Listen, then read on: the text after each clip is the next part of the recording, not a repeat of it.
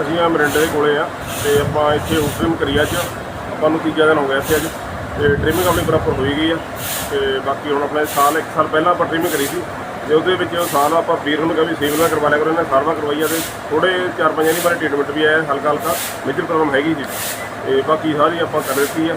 ਠੀਕ ਹੈ ਜੀ, ਧੰਨਵਾਦ, ਸਤਿ ਸ਼੍ਰੀ ਅਕਾਲ।